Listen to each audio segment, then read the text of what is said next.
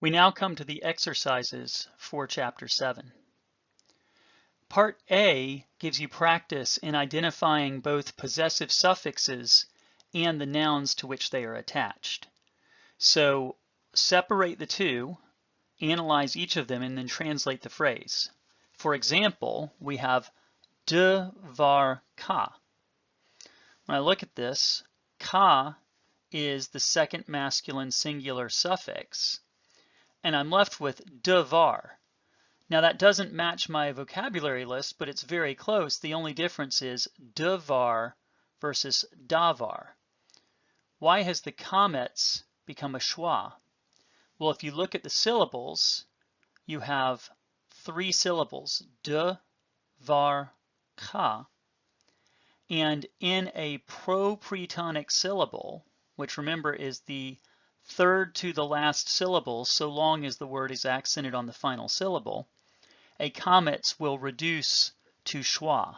That's section 3.5. So what would have been davar ka, because of propretonic reduction, becomes devar ka.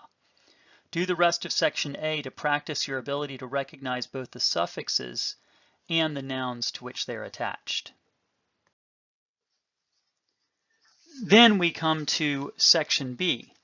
Similar to section A, section B gives you practice, this time recognizing a preposition or particle and the suffix that's attached to it. So for instance, we have imakem.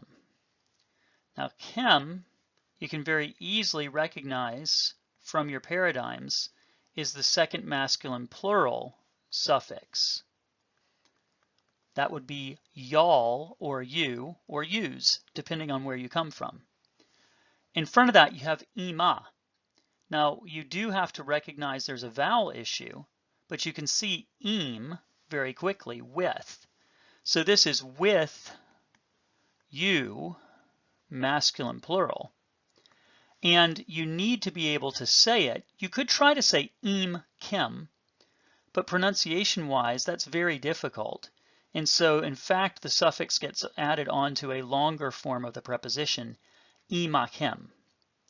You could learn every possible rule, but the easier way is to simply be able to recognize from your vocabulary list the preposition, and from the paradigm, the suffix, and then you can work the details of the voweling as necessary. Do the rest of section B to practice identifying prepositions or particles when they're attached to a suffix that follows. Finally, turn to section C. Section C then gives you practice translating sentences or clauses or phrases with now the ability to deal with suffixes as well. So for example, Exodus 4:5 reads, Adonai, Elohei Avotam, Elohei Avraham, Elohei Yitzchak, Elohei Yaakov. How do we translate this? Well, let's take it in pieces.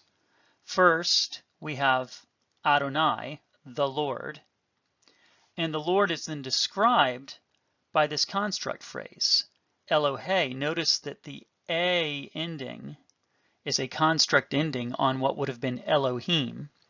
So the Lord, the God of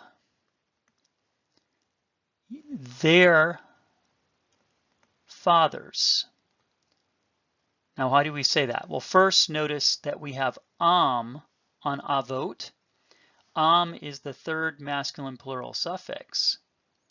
Then we have avot, which is the plural, irregular plural of av, father.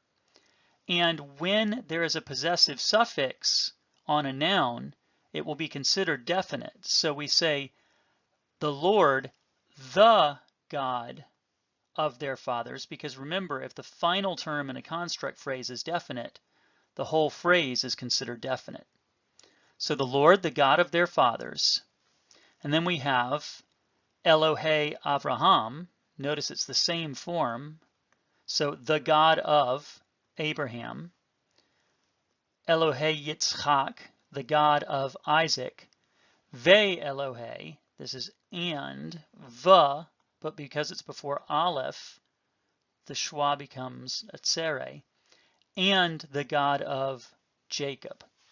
Do the rest of section C to practice reading in context.